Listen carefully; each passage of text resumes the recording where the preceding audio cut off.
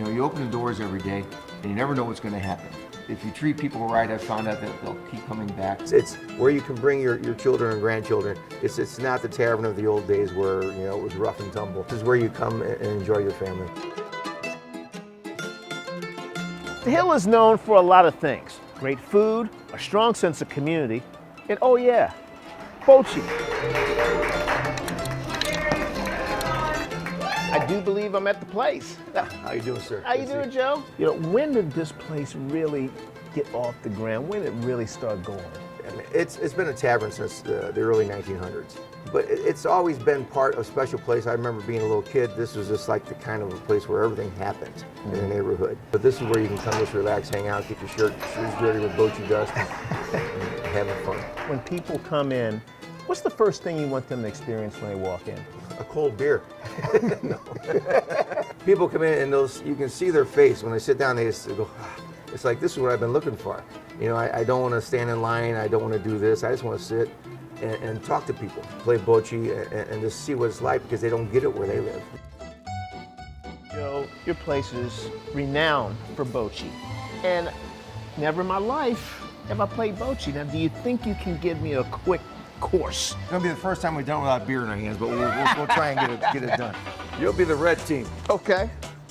We typically you flip a coin to see who throws the palina, but since you're the novice, for instructional reasons, I'll just take the first throw. Okay. And you throw it, you can bounce off the walls. It has to go past a certain point. We'll go over that later. Mm-hmm. But you just want to throw the point ball down there. Then you try and throw my color as close as it can. And at that point, your job now is to keep throwing till you get closer than that. Let's see here. Okay?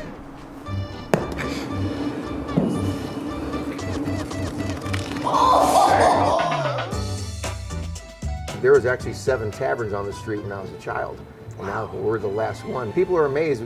They'll come in from out of town and see there's a church 120 feet caddy corner from us, and there's a store there, and then there's people living right next door to us. It's a very walkable neighborhood. We actually have tour groups. They give guided tours to show people how we live here. Wow. Yeah. You know, to think about, it's just parts of history. And you've been right in the middle of it. When the blues first came here as a kid, you'd see the blues walk in this neighborhood, hanging out at Ragazzi's here.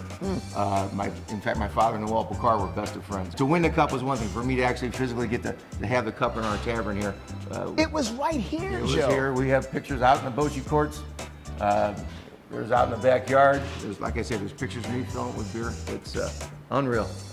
The Hill, I mean, world renowned. It's so nice that my wife and I'll be traveling, and you'll actually see somebody in the Caribbean or even in Europe with a Milo's t-shirt on that have been here, and it just takes you back to realize that, you know, that people from all over want to come to see this little area, and that we're part of it is very special to us. But it's the neighborhood itself that makes us who we are.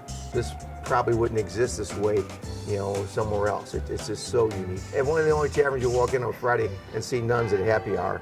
If you notice, we're so close to the church. The original St. Ambrose Church was a wooden structure further down.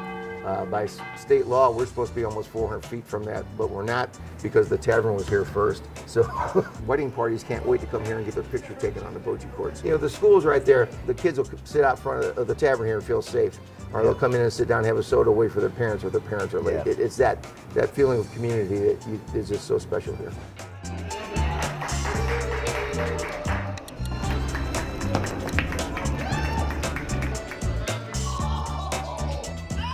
How many different names have you heard for bocce?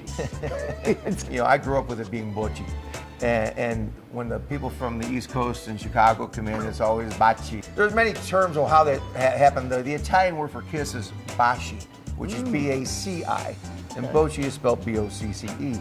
But when you'll see people, especially in the older days, the older Italian men would play, and when the balls would kiss or touch, you'd hear them yell baci, baci. And you know, there's that story with the legend where that's where the confusion came in. And with, like I say, with East Coast accents and Chicago accents, it just turned into that. But we actually have a shirt we make up and it says it's pronounced bocce, not bocce. Nice. But I don't care what you say, if you're here and enjoying it, call it whatever you want. Some of these teams have been playing here since 1989, 1990. If their parents might have started, now their children are playing, and then they're bringing their grandchildren in. What is it about this place that you would say keeps people coming back? My lovely wife, for the most part, she's these people have never left that came here in the 1890s. My wife's family is one of the founding families. They came here and they stayed and they protected. This is their ancestral home.